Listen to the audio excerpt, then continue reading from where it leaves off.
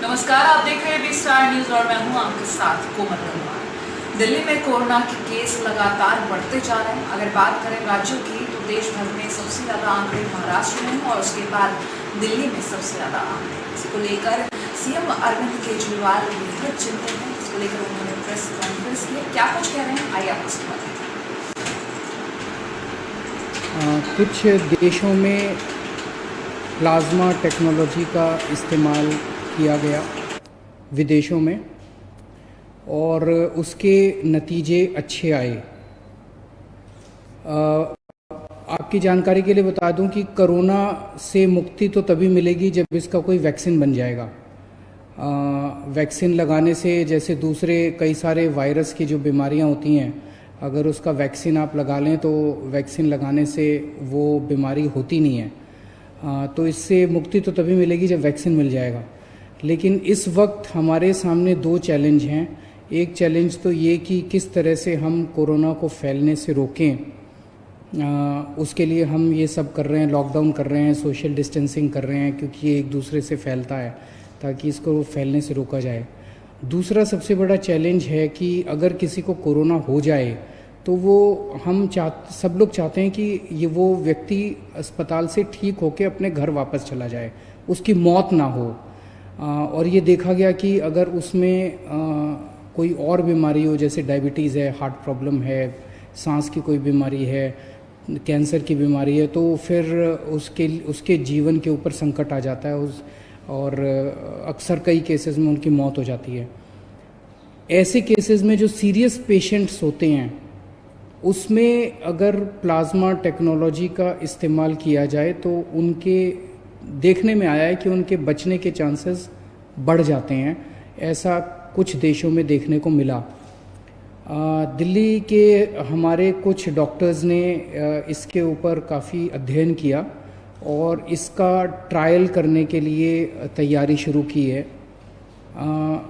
अच्छी बात यह है कि परसों हमने केंद्र सरकार से इसका ट्रायल करने के लिए परमिशन मांगी थी और परसों रात को हमें इसकी परमिशन केंद्र सरकार से मिल गई है। और अब अगले 3-4 दिन के अंदर हमारे डॉक्टर्स इसका ट्रायल करेंगे और ट्रायल करके देखेंगे कि ये कितना सफल होता है।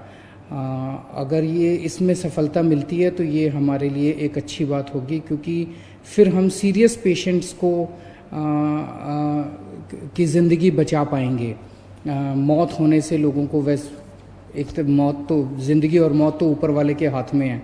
हम सब लोग कोशिश कर सकते हैं, लेकिन अभी ये अगर सक्सेसफुल होता है, सफल होता है, तो फिर लोगों के चांसेस, बच जाने के चांसेस बढ़ जाते हैं। लेकिन अभी मैं साफ साफ कर दूं कि ये केवल ट्रायल स्टेज पे है और ये सफल होगा कि नहीं होगा, ये अगले हमें 4-5 दिन के अंदर डॉक्टर्स जब ट्रायल करके देखेंगे तो पता चलेगा।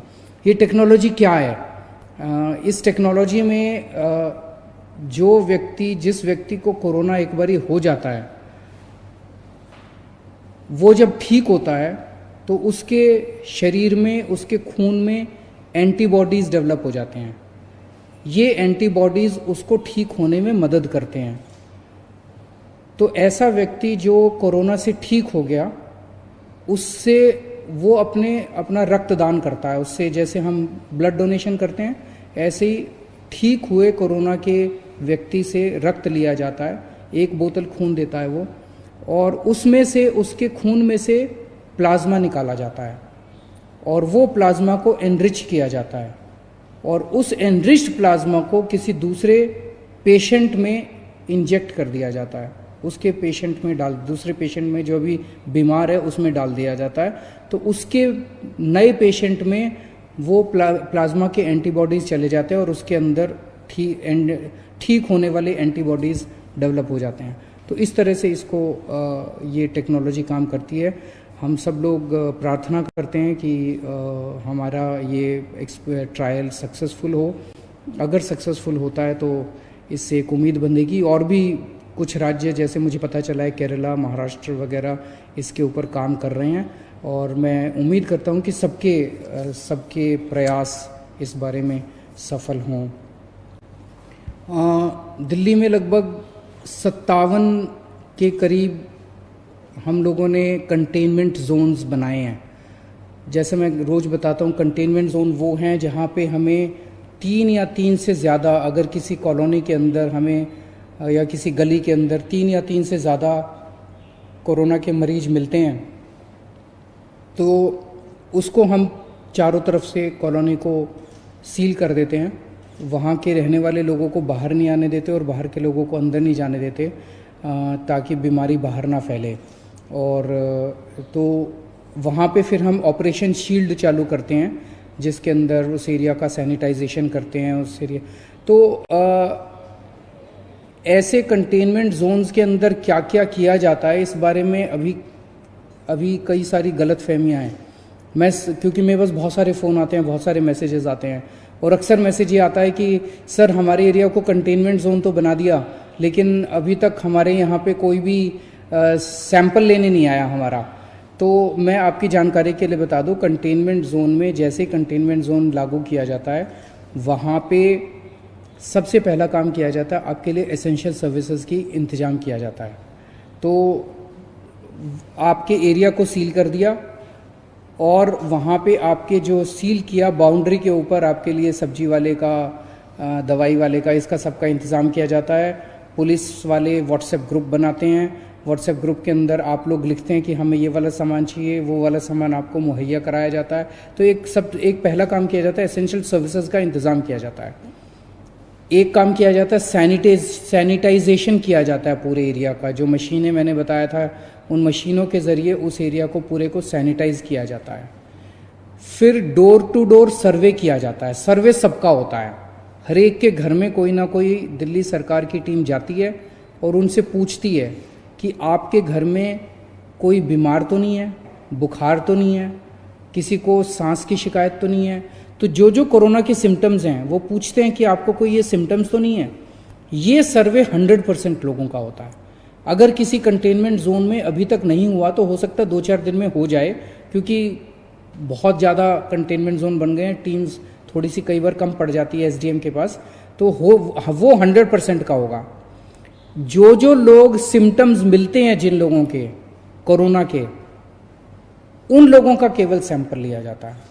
तो लोग ये उम्मीद ना करें कि किसी भी, परसों मैंने एक खबर पढ़ी थी जिसमें एक एरिया के कंटेनमेंट जोन के लोग कह रहे थे कि जी हमारे यहाँ तो एक भी आदमी का सैंपल नहीं लिया गया। और तो जब उनके पास गए तो उन्होंने कहा हमारे यहाँ सर्वे करने तो आए थे, सैंपल लेने नहीं आए।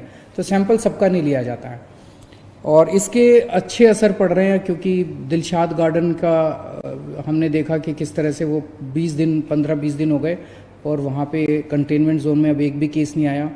वसुंधरा एनक्लेव में 15 दिन के करीब हो गए, इसको भी कंटेनमेंट जोन को बने हुए अब एक भी केस नहीं आया। खिचड़ीपुर की 3 गलियों को लॉक किया था हम लोगों ने, सील किया था, कंटेनमेंट जोन बनाया था, वहाँ से भी एक भी केस नहीं आया।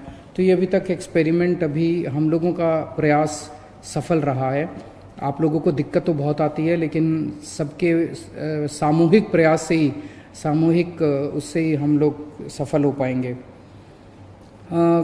कल यमुना के तट के ऊपर कई सारे गरीब लोग, माइग्रेंट लोग इकट्ठे हो गए थे और जैसे ही हमारी नज़र में लाया गया उसको तुरंत हम लोगों ने उनके खाने का और उनके रहने का इंतज़ाम किया। सब लोगों को अलग अलग स्कूल की बिल्डिंग्स में उनके रहने का इंतज़ाम किया और उनके खाने का भी हम लोगों ने इंतज़ाम किया है। मेरी आप सब लोगों से गुजारिश है, हाथ जोड़ के गुजारिश है कि हमने सरकार की तरफ से खाने का बहुत इंतज़ाम किया हुआ है।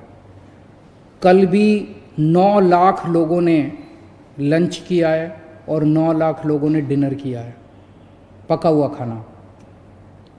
और कोई 9 लाख की बजाय 15 लाख भी लोग आ जाएंगे ना, 20 लाख भी लोग आ जाएंगे, उनका भी हम इंतज़ाम कर देंगे। फिर खाने की कोई कमी नहीं है। उसी तरह से मैं बार बार बताता हूँ कि 71 लाख लोगों को हमने राशन दे दिया जिनके पास राशन कार्ड थे, और जिनके पास राशन कार्ड नहीं थे उनको अभी राशन देने का सिलसिला जारी है। मेरी सभी मीडिया के साथियों से हाथ जोड़ के रिक्वेस्ट है और मेरी सभी आम नागरिकों से भी हाथ जोड़ के रिक्वेस्ट है कि इतना अरेंजमेंट करने के बावजूद भी जो बहुत गरीब लोग हैं उन लोगों को पता नहीं चल पाता कि सरकार ने क्या अरेंजमेंट कर रखा है। उन लोगों को पता नहीं चल पाता कि सरकार ने कहाँ अरेंजमेंट कर रखा है, मैं कहाँ जाऊँ, अगर कोई भूखा है तो वो कहाँ जाए। मेरी आपसे रिक्वेस्ट है, अगर ऐसा कहीं भी कोई, जैसे कल आप लोगों ने हमें यमुना के बारे में बताया, हमने तुरंत एक्शन लिया। ऐसे ही मैं सोशल मीडिया के ऊपर हमारी पूरी टीम लगी हुई है। जैसे कहीं से सोशल मीडिया में पता चलता है, कोई बताता है कि यहाँ पे ये आदमी, ये एक परिवार भूखा है, यहाँ पे एक आदमी भूखा है, यहाँ पे ये, हमारी पूरी टीम लगी हुई है। उसी वक्त उसको खाना पहुँचाने का काम किया जाता है, उसी वक्त उसका घर का इंतज़ाम, उसको रहने का इंतज़ाम किया जाता है। आप हमें बताइए कहाँ कौन भूखा है, हम उस तक खाना पहुँचाएंगे, ये जिम्मेदारी हमारी है। या अगर हमने जहाँ जहाँ हमारे सेंटर चल रहे हैं खाने के, उन सब जगहों की लिस्ट हमने पूरे नक्शे के ऊपर डाल दी है। अगर आपके लिए संभव हो, आप उस व्यक्ति को खाने वाली जगह ले जाइए, आप उसको खाना खिला दीजिए, बहुत पुण्य का काम है। इस वक्त सबकी जिम्मेदारी बनती है, ना कोई अकेली सरकार काम कर सकती है, ना कोई अकेली कोई एजेंसी सफल हो सकती है। सब लोग मिलके काम करेंगे तभी हम लोग सफल होंगे। तो मेरी आप सब लोगों से, मीडिया में एक जगह मैं देख रहा था, उन्होंने कहा कि इन लोगों ने एक वेबसाइट चालू कर दी है कि जिनके पास राशन कार्ड नहीं है वो राशन कार्ड के लिए अप्लाई करें। तो वेबसाइट पे कौन से गरीब लोग आ सकते हैं। आपकी जानकारी के लिए बता दूं, 15 लाख लोगों ने ऑलरेडी अप्लाई कर दिया राशन कार्ड। वो जिनके पास राशन कार्ड नहीं था, उन्होंने खाना लेने के लिए, राशन लेने के लिए 15 लाख लोगों ने अप्लाई कर दिया है। मैं समझता हूँ कि सब गरीब लोगों को इसके बारे में नहीं पता चलेगा, लेकिन हमारी जिम्मेदारी, हम सबको बताएं ना। सब एक दूसरे की मदद कर रहे हैं। जिन लोगों को वेबसाइट आती है वो उनकी मदद कर रहे हैं जिनको वेबसाइट नहीं आती है। लेकिन एक सिस्टम तो बनाना था ना। अगर जिन लोगों के पास कुछ भी नहीं है, उनके लिए ना कोई आधार कार्ड है, ना कोई किसी तरह का कार्ड नहीं, उनके लिए खाने का भी इंतजाम किया हुआ है। 9 लाख लोगों ने कल खाना खाया। रोज हम 10 लाख लोगों को खाना से कोरोना को लेकर सीएम अरविंद केजरीवाल खुद आगे चलकर आ रहे हैं और गवर्नमेंट जो है, केंद्र सरकार है, उनके साथ मिलकर चल रहे हैं, साथ ही साथ लोगों की मदद करने की हर संभव कोशिश कर रहे हैं। इसके साथ ही आपको बता दें कि सीएम अरविंद केजरीवाल ने जिस तरीके से प्लान बनाया है कोरोना से जंग जीतने का, उसको देखते हुए लगता है कि ज़रूर दिल्ली भी कोरोना से मुक्त हो जाएगा। जैसे कि राजस्थान के भीलवाड़ा की अगर बात की जाए तो वहाँ से शुरुआत हो चुकी है, तो दिल्ली में भी देखने को मिल रहा है कि कोरोना के केस, जैसे कि दिलशाद गार्डन की अगर बात करी जाए तो वहाँ पर केस कम हुए। वैसे ही हो सकता है धीरे धीरे हम पूरे देश में कोरोना से मुक्ति दिला पाए। इसी के साथ फिलहाल के लिए इतना ही। देश और दुनिया की तमाम बड़ी खबरों को देखते रहिए एक स्टार न्यूज़।